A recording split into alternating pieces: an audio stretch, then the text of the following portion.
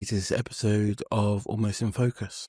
So this week, Toby and I, we had a chat with our old tutor, Dr. Pete Davis. Now, Pete's very well known as a documentary landscape photographer, particularly with large format, but he's done so much other stuff as well. And out of everyone who taught us at university, he's the tutor that we've stayed in touch with the most. He's certainly the one that I've contacted the most, looking for advice and support since university, and he's always been very free with his time. When we invited him to be on here, we knew it would be great conversation, and it really was. And it was so keen to get going that we were up and running before I even had the chance to hit record. So we are missing the very start of this conversation, which is why it goes in such a weird way. But yeah, there we go.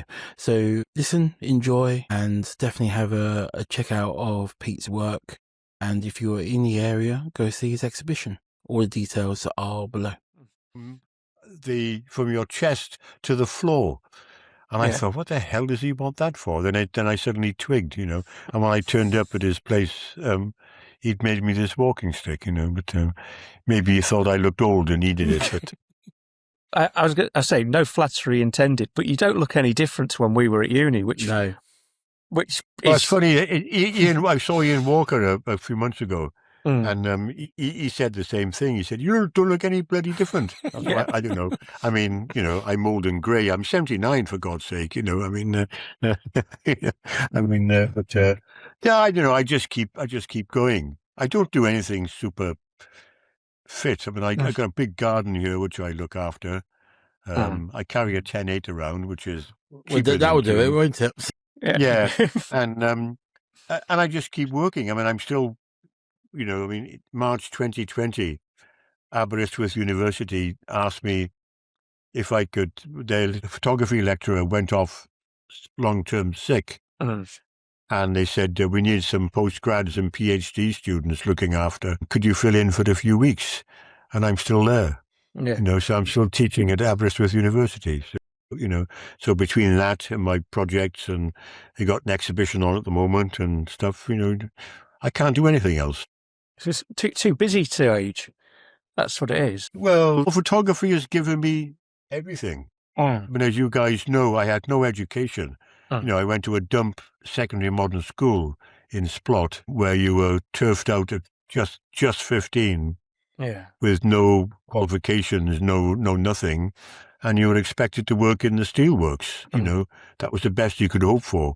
Steelworks with your dad, steelworks with your brother.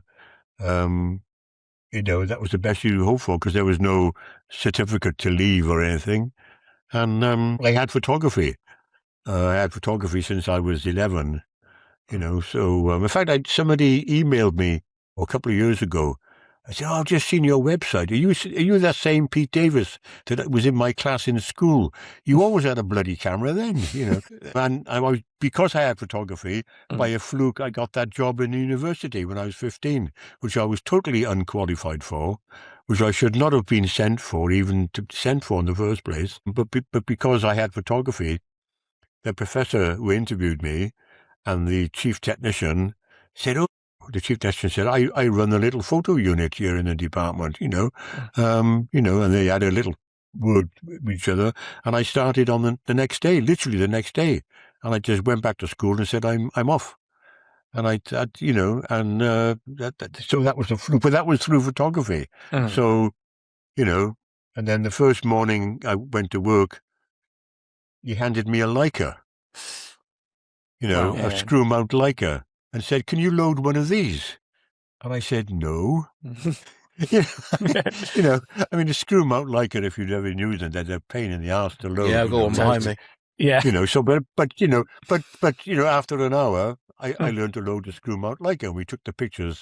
Then in the afternoon, we came back after lunch, and he handed me a 5.4 camera. I said, "You know what? Have you used one of these?" I said, "No." He said, "Okay, well, we should do one of these." So the first day of work, I learned to load a screw-mount Leica and use a 5.4 camera. That was my induction into being a so-called professional photographer. Yes, and that's... Well, I was sort of naive. I mean, it was a very rarefied atmosphere to go to work in, because these guys were all PhD professors, all the lecturers had PhDs. The students were complete arrogant assholes. I mean, they had to wear gowns to lectures. Oh. And so they used to swoop down the corridors wearing their black gowns like a flock of bats, And it was my job in lectures to work the slide projector for the lecturers. And they would just give you a box of slides. And these were old slides. I mean, these were 3 1/4 square lantern slides some of the projectors had, and some were 35 mil. Some had gone very modern. This was 1962, don't forget, The projectors had bulbs the size of light bulbs, which, went red hot and blew up every 10 minutes. And the students were complete assholes, Whenever a bulb blew, they would bang their desks in front of them and shout, "Bulb, bulb, bulb." And I'd have to sort of change the bulb with a wet rag, quickly before, with all the students were. That's why I always hated students, but, not really. No, not really. And the lecturers would just give you this box of slides, and half of them were upside down. They would take no responsibility for them. So you put a slide in, and it would come up upside down, and all the students would start banging their desks again, and and saying slide, slide, slide. So, but you learn how to change projector bulbs and learn to put slides in the right way around very quickly. But how things have changed. I think if either one of us as students acted at one of your lectures, you would just kick us out the door. Yeah, I mean, it has changed. I mean, when I first started at Newport, we were still using slides, I think Clive was using slides until he left. Yeah, things do change, and the students obviously changed because these were very privileged students. Yeah. They'd obviously all gone to grammar school, which I never went to, so I was the lowest of the low. But what impressed me about the place was the lecturers and the professors treated me absolutely as an equal, even though I was just this kid, 15, 16, 17. Very quickly, they realized that they'd employ this guy with no qualifications. So they sent me off to what was then called Land of Tech. It's the campus on Western Avenue, which is now part of Cardiff Met. But that campus was called Land of Technical College at the time. And they sent me off to do maths, physics, and chemistry. So, but I was totally unsuited for that course. Yeah. I mean, maths we did in Splot School. I think we got as far as long division, And then when I got to Land of Tech, they handed me all these books with just tables of numbers in them. Yeah. I think, what the hell are these? They were log tables, which you guys probably never saw either, A trick. But the really clever guys had these rulers that moved in and out. They did their sums on, like slide rules, and I was completely out of my depth, but then they persevered, and the professor of physics used to say to me, if you've got any problems with your physics homework, Pete, come and knock my door. Yeah. So I used to knock the door of the professor of physics and say, "Morning, Prof, can you help me with Boyle's Law? I'm having a bit of problem with Boyle's Law." And these guys were so generous with education. They sort of saw that I was willing and eager, and they supported me. And I ended up doing a science technician's course and all kinds of stuff, And then we had a new professor. You probably know that I was quite good in lectures and things like that. Well, we had this professor of physics, a guy called Professor Taylor. Later on, he won awards for his lectures to young children and public lectures. And he should do these big public lectures in the physics department. And his forte was physics and music. And he used to have all these experiments he used to do and demonstrations in front of all the public. And I was his kind of technician. So we'd spend the whole day setting up the lecture, setting up the experiments and the demonstrations, and he absolutely trusted me. It was fantastic. And then just before the lecture, I put on a clean white coat, and there was a back room where we should set up the experiments, and before we put them in, and he'd say to me, "We'll do the Bunsen burner thing tonight, Pete. Okay?" I said, "Yeah, okay." And what we used to do is, in the back room, there was a Van de Graaff generator. You know what that is? Yeah. Yeah. Do you know? And I used to charge myself up on the Van de Graaff generator in the back room, put up like 100,000 volts of static in my body, then I would creep in the back door of the lecture theatre as all the audience came in. And he'd start the lecture by saying, good evening, everybody. Welcome to this evening's lecture. Tonight we're going to talk about physics and music. And for my first demonstration, I need the Bunsen burner lit. And he'd turn on the gas and he'd pretend to look for a match. And he'd say, oh, my technician Pete will light the Bunsen burner for me. And I used to walk over and put my finger to the Bunsen burner, and this great spark would blow and light the Bunsen burner. And that's how he'd start the lecture. The audience would obviously just collapse with laughter. It used to hurt, but I mean, I was only a junior. I was expendable. And so I learned from him. I was only 16, 17 then. But I learned from him how to command an audience, how to, conduct a lecture, how to be academic and correct, but engaging. Yeah. And it was a fantastic thing to learn at that age. Well, there's been a few of these podcasts we've done where we reminisce with nostalgia about our time at Newport. Yeah. And your name that comes up more often than most. It's very true. And your lectures have always stayed in our memories. Definitely. Over these 20 odd years, it's now almost years. Not 20 years, sure. I know. Well, I started there in 1991. I started, but yeah. And I didn't start into Doc Fort right away. I started there just as a visiting lecturer, working with Ron McCormick. And Ron used to run a series of things which he called the photo media workshops. And they were open to all students, not just the Doc Fort students, but to fine art, graphics students who wanted to learn certain skills. And he used to run these occasional workshops over 3 or 4 days and all. And so he got me in initially because I was running workshops here, large format and fine printing and stuff. And so I used to go down and stay with Ron, and then I would spend 3 days running a large format workshop or something like that. Then I did that for 2 years.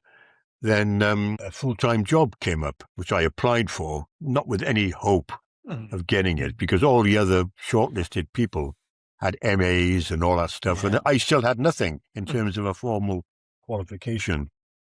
And anyway, I got shortlisted with all these eminent people, that I'd sort of thought, oh, yeah. So I thought, they're being nice to me. I worked here for 2 years. And when I went in for the interview, then Vice-Chancellor Ken Overshot had my documents in front of him.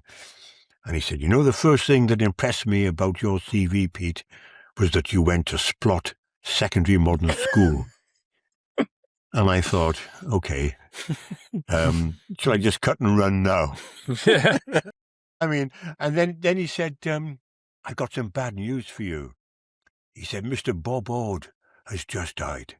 Now, Bob Ord was my music teacher in Splot School. I was completely nonplussed. I mean, I was all keyed up for this high-level interview, and here we are talking about Splot School, my old music teacher. And I'm thinking, what the hell is going on here? Anyway, we stumbled through the interview, and then at the end they said, no, you haven't got it, Pete. And they gave it to somebody called, have you heard of Christy Johnson?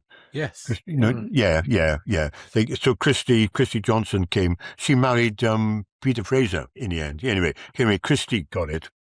But about a week later, Ron rang me and said, Pete, everybody liked you in the interview. We can offer you a 0.5 post. So would you go for that? So I said, yeah. So I had this 0.5 post, and I used to share a little office in the old Clarence Place building with Ron and Christy. And I was still I wasn't into Doc Fort. I mean, Daniel and Clive, David Hearn had left about a year before or 2 years before.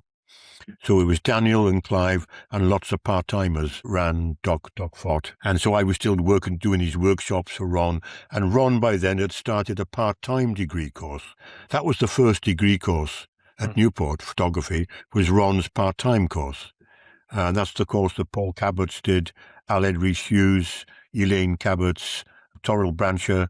They did the part-time course at Newport. But then I remember Clive and Daniel started talking to me and saying, because I was still sharing this office with Ron, a tiny office downstairs.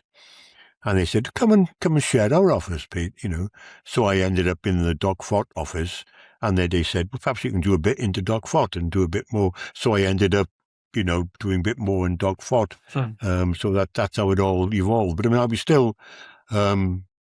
still totally unqualified in terms of academic qualifications. But then they encouraged me to do an MA. So I did my MA at Aberystwyth.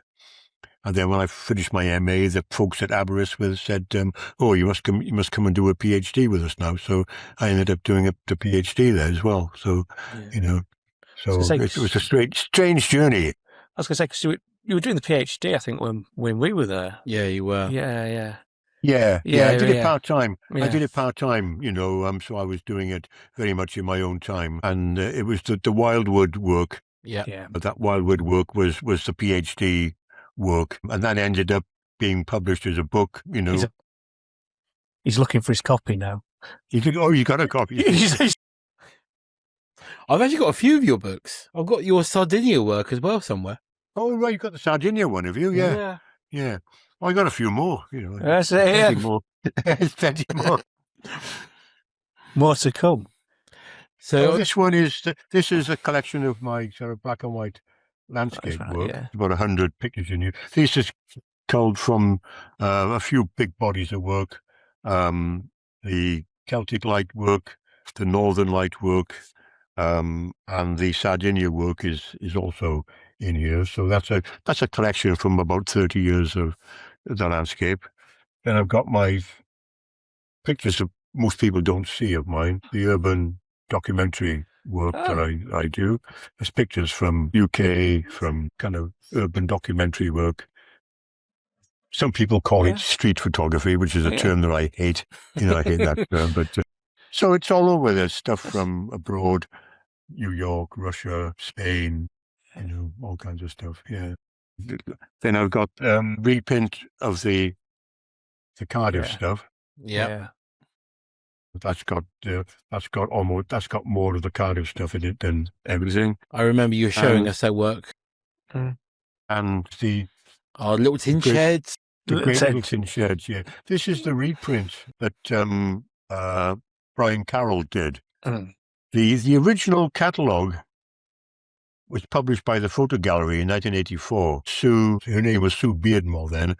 What's her name now? Susan Daniel McElroy. She was the director of the Photo Gallery in 1984 when it was in Charles Street in Cardiff. And I had some work in an exhibition called The Prosaic Landscape. And it was John Davis, it was Ron McCormick, it was a few others, and it was just about the title, The Prosaic Landscape of Wales. And there was a couple of tin sheds in there, and she said you should, expand that work. So I went expanding it, and then they gave me a show where they published this tiny little catalogue. It was 12 pages, and they didn't have much money. So we're only going to print 50 or something. So I said, oh, go on, print 100. She said, oh, I don't know, I haven't got much money. So they printed 100 and they went. They absolutely just disappeared at the first venue. And this exhibition toured for about 2.5 years. Yeah. All over Wales, the UK, stuff went to Sardinia, stuff went, abroad. And I sold loads and loads and loads of prints. And that catalogue, that original slim little catalogue, I've only got one myself. Yeah. Even Martin Parr doesn't have one. Martin Parr used to email me every now and again and say, I haven't got one of those bloody catalogues. And he still, poor bugger, still hasn't got one. But he actually did buy a bunch of the tin shed pictures in last September. He bought 20 for the foundation of the tin shed. And he used to email me with a tin shed he'd spotted. Yeah. So anyway, the Brian Carroll printed, the original catalogue is reprinted. Facsimile is reprinted in the front, and then there's a much more expanded catalogue in the back. So this is quite good. It's got the original catalogue facsimile in it, plus almost all the other pictures that were in the original exhibition.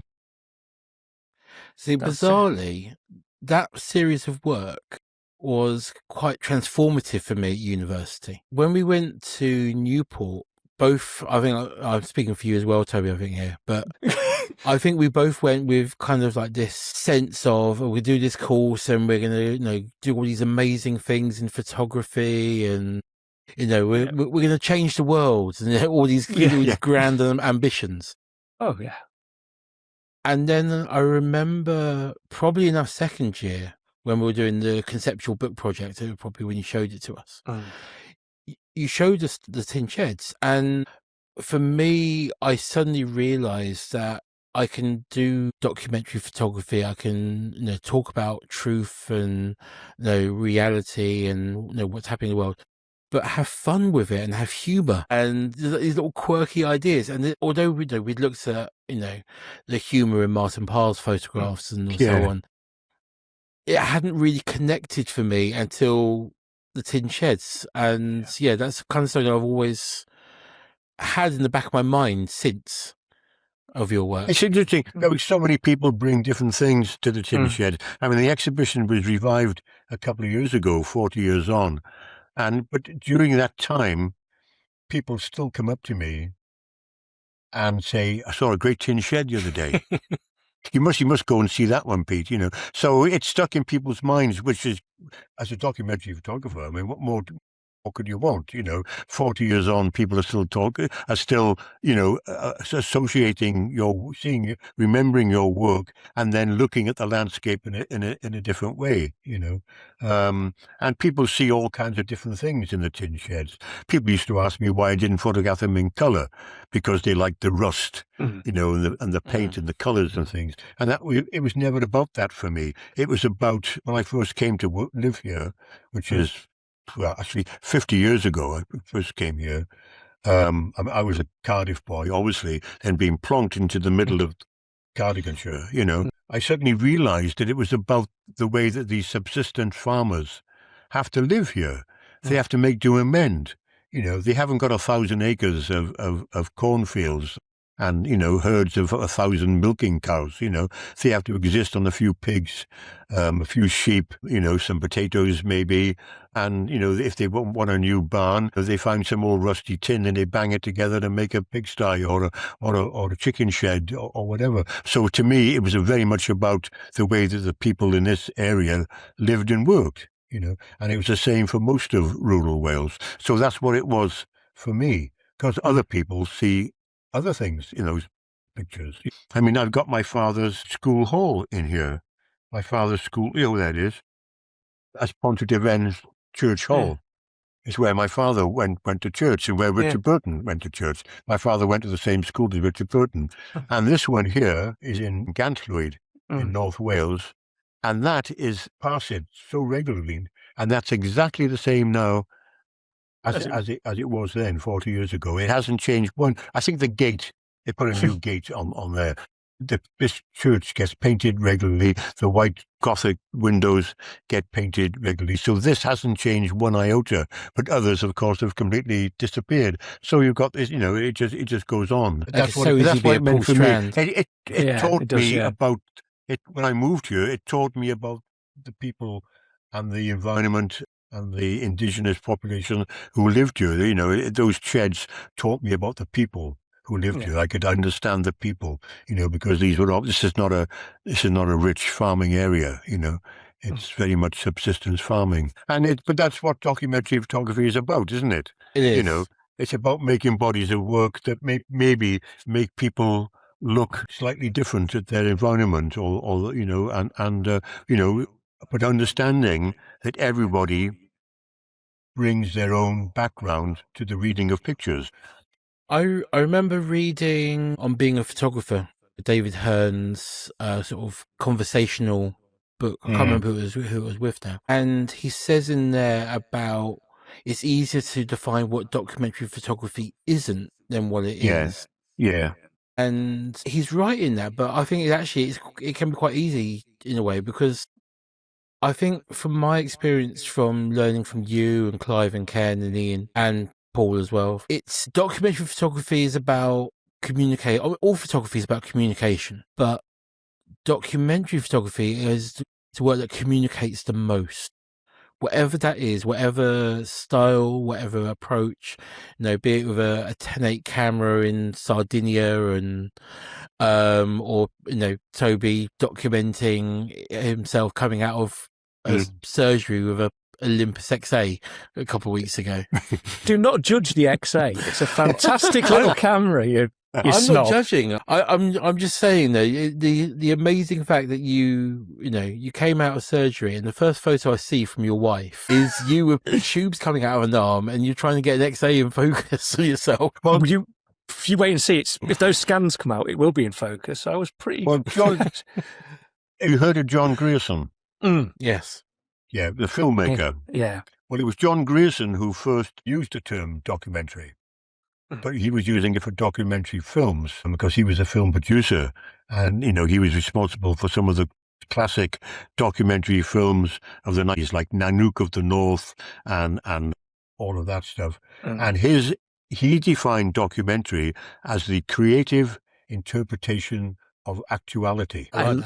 As I say, as a term, I'm going to put that in one of my quotes on my classroom wall now. Yeah, it's quoted in. There's a book called Grierson on Documentary, which is, and it's a quote. It's from that book, and because he made those wonderful documentary films in the 1920s, that Nanook of the North, and it shows the Inuit people fishing in and that was never filmed. They didn't have the technology couldn't film in the South Pole in the 1920s like that. Well, those were staged.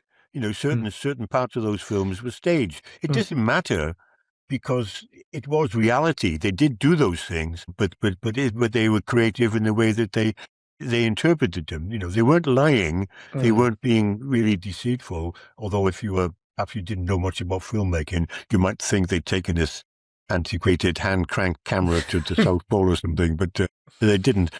But I mean, in a sense, that's all we do, isn't it? We make things that will hook a viewer, whether it's through the beauty of the image, whether it's through the way we construct the image, whether it's the way we present it in a certain way. We have to hook the viewer into viewing this and then allowing them to put their own narrative on it. And that's the basis of the work I've got on at the moment, the Strata Florida work. I make what I hope are beautiful images, in inverted commas, so people say, ooh, that's nice. And then maybe it hooks them. And so when they look at those pictures, they begin to see, they begin to make their own journey into that place. And when I had the Wildwood exhibition, the prints were about 5 foot by 4 foot, and they were mounted on aluminium, and they were 10-8. So you could literally walk up to them with your nose, and you could, it was like you were enveloped in the forest. And there were 3 pictures which I'd taken roughly the same spot and different seasons. And I remember some people were looking at them, and they were saying, oh, look, that twig has moved from that picture to that picture. I wonder what moved it. And they started, trying to guess, maybe an animal had gone through there and moved it, or the wind, or whatever. And I think that's fantastic, because there was enough detail, there was enough to hook them in the kind of beauty of the image that they could go up and scrutinize, because it was so you could put your nose up to these 5 foot prints and everything was crystal sharp and so on. And yet that they could start making these little narratives about what was going on. And it might not be anything remotely what I was interested in, but that doesn't matter. It hooked an audience, and it took them on this other journey. So maybe next time they go into a forest, they will look at it in a slightly different way, So that's and it's the same with all documentary photography. You hopefully make an image that is engaging in some way, and that you will engage an audience and make them think carefully. Next time they go out and look at anything that you may have photographed, they will look at it in a slightly different way. The tin sheds still come back to haunt me. He'll be getting tin sheds sent to you forever, I think. Well, I will. Yeah. I mean, yeah. So, which Yeah. is okay. I mean, Martin Parr said, "Oh, I want some of these." He said, "Because it's what you're famous for." And I thought, really, and I sort of went. I wasn't disappointed, but he said, "No." He said, "It's better to be famous for something than famous for nothing."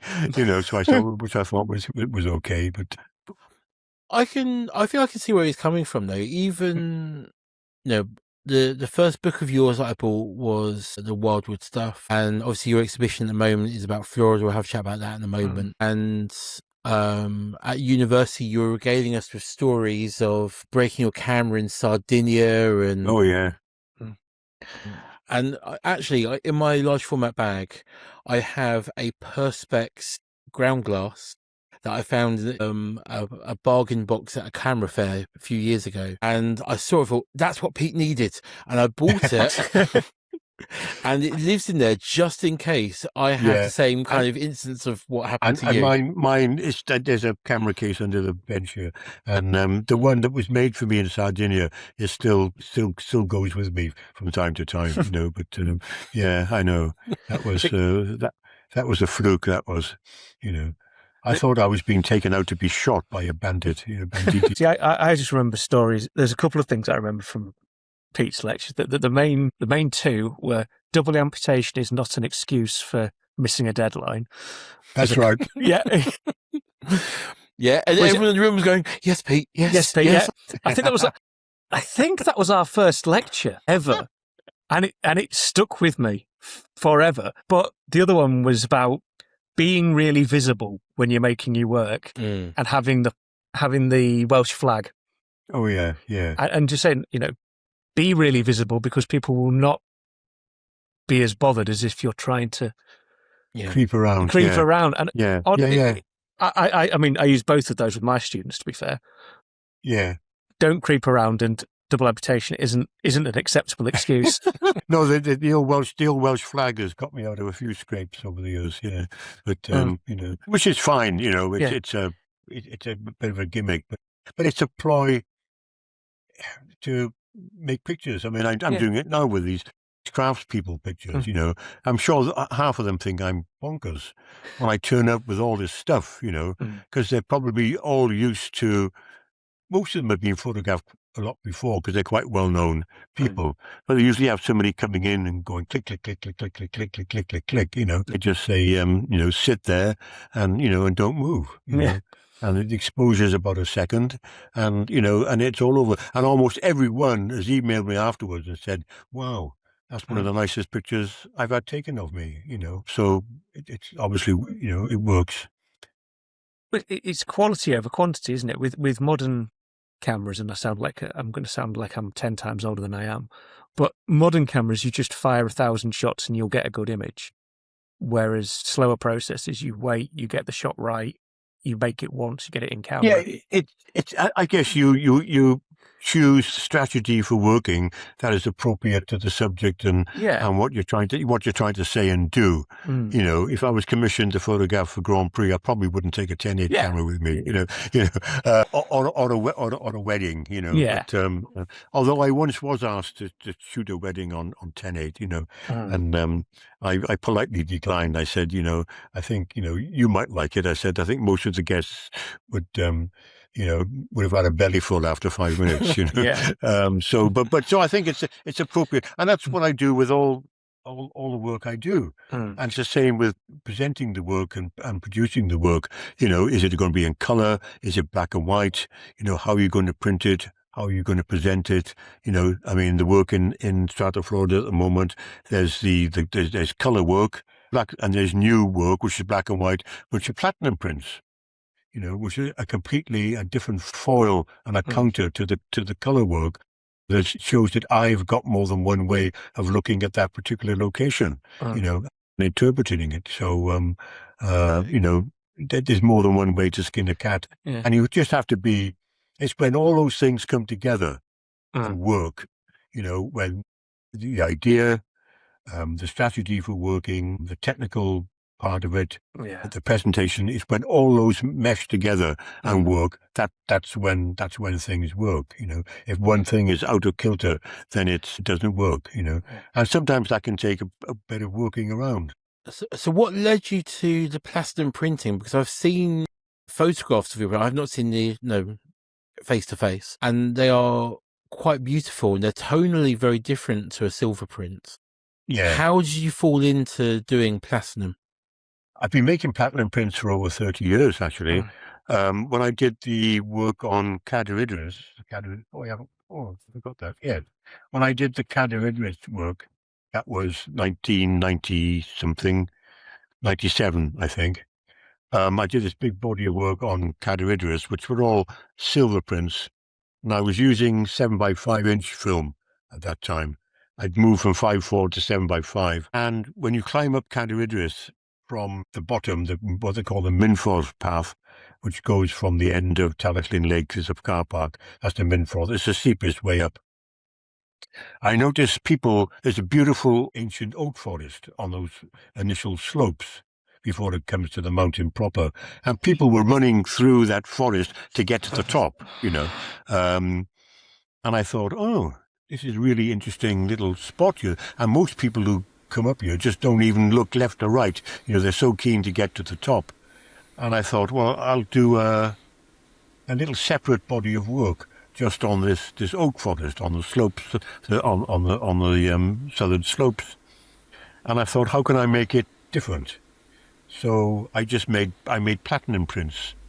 I did an edition of 10 portfolio. I did a portfolio of 10 platinum prints, and I wrote, while I was on the mountain, after I'd taken the picture, I'd sit down on a rock and I wrote a haiku for each of the photographs, and I would scribble a few lines down. I would amend them when I came back.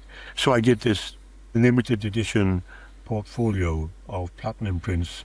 There were 10 prints mounted, and each print had a sheet with a haiku. So you read the haiku and look at the photograph in the same way. So I did that all those years ago, and then I've done bits and bobs since. But I resurrected. But it's a bit too expensive. It's not something you can. 25 mils of platinum, 25 mils. Okay, a little teeny weeny bottle is 400 quid, and it's the same with the palladium. Yeah. So if I sneeze in the dark room when I'm mixing the chemicals, it's a bit of a bugger. Is that where you are? I'm in Lincolnshire, yeah. Oh, right, okay. Not originally, but it's where I've ended up. Oh, right. I had an exhibition in Lincoln. Was it the School of Art, or it was a library, or I come as a gallery in Lincoln? Oh, the Usher and Gallery. It was me. Was it? Sorry? Usher Gallery. It was. Maybe, and yeah, there was me, John Lakemore, Faye Godwin. Yeah, I think it's probably the Usher Gallery if it was in Lincoln. Yeah, it may have been. Yeah. Faye was at the height of her, fame at the time. Yeah. And what's interesting is I've got work in the Photo Gallery of Gofeb in Machynlleth, and also in the gallery's work is Peter Cattrall, who was Faye's printer. So I've got to know Peter Cattrall quite well. He was a lovely guy, and he used to print for Faye. And he's full of tales about Faye, and and how particular she was about stuff. And although he's a very, very good printer, she would never let him develop her films. And not that he wanted to, because he'd be too afraid. So there's an exhibition of Faye Godwin's work on at the moment. Because most of it's in the British Library. We quite often have some technical problems when we are interviewing guests. Usually it's just dropping internet or some such. When we were having this conversation with Pete, unfortunately, we had some new issues we've never encountered before. I thought we'd overcome them, so we kept on going. But going back through the recording to do the edit, at the end, turns out we've lost about 20 minutes of the conversation, which I'm absolutely gutted by. So all I can say is, please check out his work. There's a link to his website below. And if you are in the area, definitely go and see his exhibition. It's on until September. Okay. So next time, I think it's just going to be me and Toby. And we're just going to have a good old natter. And see you then. Bye for now.